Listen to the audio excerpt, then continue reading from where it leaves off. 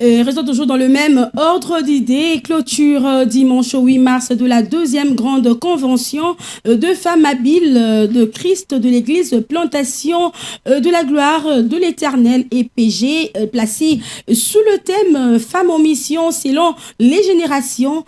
Cette rencontre spirituelle a réuni plusieurs semblables d'Ève de ce lieu de culte venus prendre part à ces moments de prière, de partage et d'édification. Les cultes de clôture se déroulent justement au siège de cette église située sur l'avenue Bambili dans la commune d'Ongiringiri. Reportage signé Rigena Inaka. C'est dans le cadre du mois dédié à la femme que l'église Plantation de la gloire de l'Éternel EPGE a organisé sa deuxième grande convention de femmes habiles de Christ, placée sous le thème Femmes en mission selon les générations. Du 5 au 8 mars 2026, plusieurs femmes ont pris part à ces assises spirituelles marquées par des enseignements, de moments de prières intenses et d'édification.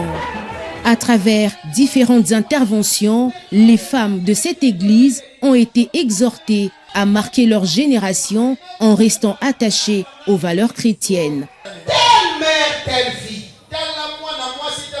Qui a été ta mère? Le 8 mars. Le 8 mars. Tu auras le témoignage de qui? Qui a été ta sœur? Elle était Sodome. Elle était Samarie. Elle était qui? Le terme qui m'a été donné pour développer s'intitule la mission de la femme selon les générations. Dans cette génération, quelle est la mission que tu peux imposer à ta génération?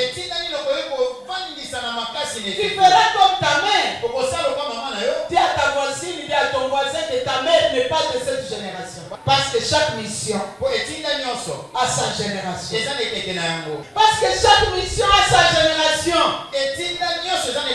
Tu dois faire ta mission dans ta génération.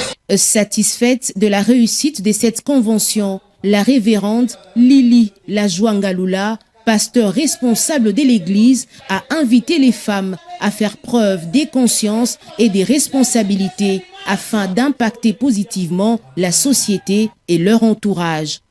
Le 8 mars, c'est une journée, pas le jour de la création de la femme, mais le jour de la valorisation, de la prise de conscience et de la remise de la femme dans ses responsabilités.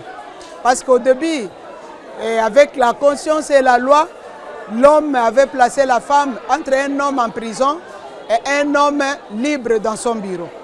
Et en 1908, il y a des femmes américaines à la tête Catherine qui avaient imposé, elle a imposé sa présence dans le Parlement américain, dans le Sénat, pour dire que la femme est un être humain comme l'homme. Pourquoi lui priver de ses responsabilités?